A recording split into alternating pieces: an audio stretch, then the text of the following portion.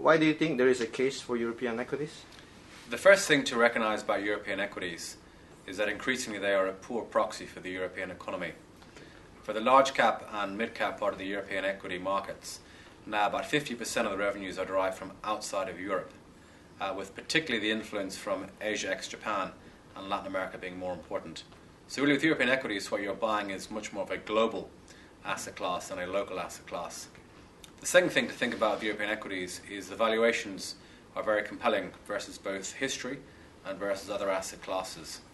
Following the market correction of 2008 and 2009, European equities have never really regained their former valuations. And versus US equities or versus equities in emerging markets or versus fixed income asset classes, the asset class is very cheap. The European equity market trades on about 9 times earnings, and many of the companies that we look at in the European market we think are very attractively valued. We think that European equities are also very underloved. Because of the crisis that has occurred in Southern Europe and peripheral Europe, there has been a reluctance amongst many investors globally and also within Europe itself to invest in European equities. As a consequence of which the asset class is very much underloved and underinvested, and because of that we think the valuation has heavily discounted what we think are some quite positive fundamentals for many of these high quality global businesses. What is the outlook facing European equities in light of the changing dynamics in the global economy?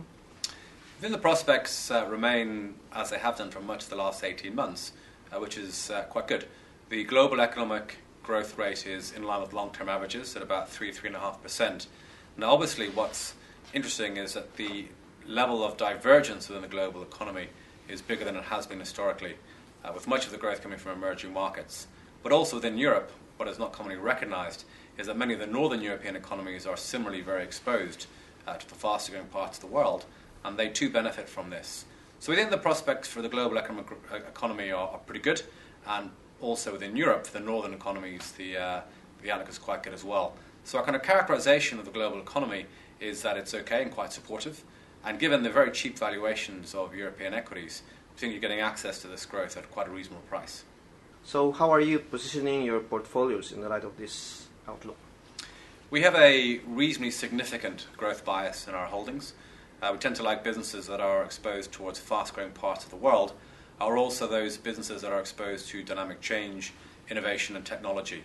The areas we don't like are many of the financial services sectors, particularly banking, where we think the level of growth over the next few years is going to be very dimmed, and also where there is a risk of regulatory interference.